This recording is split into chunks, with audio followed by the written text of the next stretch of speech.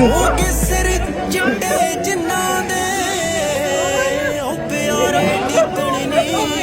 ਆਪ ਸਾਨੂੰ ਪਤਾ ਹੈ ਕਿ ਹਰ ਇੱਕ ਮੁੰਡਾ ਕੁੜੀ ਬਾਹਰਲੇ ਮੁਲਕ ਤੋਂ ਆ ਕੇ ਆਪਣੇ ਮਾਂ ਪਿਓ ਨੂੰ ਵੱਖਰੇ ਤਰੀਕੇ ਨਾਲ ਸਰਪ੍ਰਾਈਜ਼ ਦਿੰਦੇ ਹਨ। ਉੱਥੇ ਇਹ ਵੀਡੀਓ ਸੋਸ਼ਲ ਮੀਡੀਆ 'ਤੇ ਕਾਫੀ ਵਾਇਰਲ ਹੋ ਰਹੀ ਹੈ। ਵੀਡੀਓ ਤੁਸੀਂ ਦੇਖ ਸਕਦੇ ਹੋ ਕਿ ਭਰਾ ਕੈਨੇਡਾ ਤੋਂ ਆਪਣੇ ਭੈਣ ਦੇ ਵਿਆਹ 'ਤੇ ਬਿਨਾਂ ਦੱਸੇ ਘਰ ਆਉਂਦਾ ਅਤੇ ਹਲਦੀ ਦੀ ਰਸਮ 'ਤੇ ਆਪਣੀ ਭੈਣ ਨੂੰ ਅਨੋਖਾ ਸਰਪ੍ਰਾਈਜ਼ ਦਿੰਦਾ। ਅਤੇ ਜਦੋਂ ਭੈਣ ਆਪਣੇ ਭਰਾ ਨੂੰ ਦੇਖਦੀ ਆ ਅਤੇ ਭੈਣ ਦੇ ਹੱਥਾਂ ਵਿੱਚ ਜਾਨ ਆ ਜਾਂਦੀ ਹੈ, ਜਿਹਦੀ ਤੁਸੀਂ ਅੱਗੇ ਵੀਡੀਓ ਕਲਿੱਪ ਦੇਖ ਸਕਦੇ ਹੋ।